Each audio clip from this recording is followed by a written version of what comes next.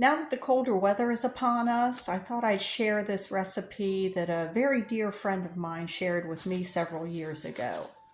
Um, it's a healthy drink that I try and drink every day. I am no medical professional and I certainly can't make any health claims whatsoever. But for me personally, I feel like it does my body good, gives me a lot of nutrients, and helps to keep me vibrant. And it's very easy and simple to make. All it consists of is ginger and lemon. First thing I'm going to do is peel the ginger. I like to use a potato peeler to peel the skin off the ginger. It's just easier for me to do. We'll have to get a knife also to get some of the nooks and crannies, but a potato peeler works just fine. We've got the ginger peeled and washed, and now the lemon's been washed, and now I cut the ends off, both ends, and now I'm going to slice this up. And what we're going to do is I'm going to cut out the hard core in the center and take out any seeds, but we're going to leave the rind on the lemon because we're going to use that also.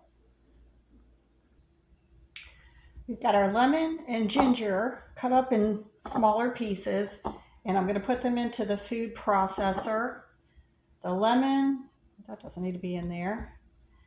Any hard core, seeds, take those out. And this is going to make like a concentrate. And I'm going to puree this, try to get it as smooth as I can because it can be a little chunky. And it should be rather thick because remember we're making a concentrate, so maybe this consistency. If it's too thick when you're trying to puree it, you can always add a little bit of water. Put it in a container like this and you can store it in the fridge for up to a couple weeks. If it starts getting brown and watery and mushy looking, then it's marinade. But to drink it, all you need to do is take a cup of water, put a spoonful in there, however much you like.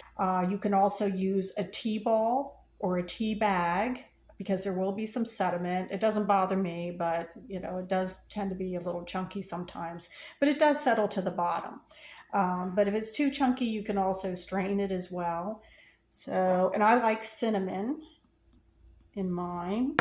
And we're going to put it in the microwave. You don't want to add any sugar. I'm just going to mix it, break it up a little bit. You don't want to add any sugar or honey until after it's been heated. I found if you're going to strain the ginger juice, something like this works well. The holes are not too big or too little. A regular mesh strainer doesn't work very well at all because it's just large enough to let the liquid flow through and it catches the larger chunks. Smaller ones, like I said, I'm fine with that. If you don't like them, you can always use a tea ball or a tea bag. They do make tea bags that are empty. You can fill them.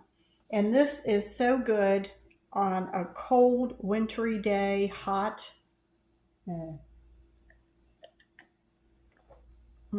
So soothing. Or you can drink it iced.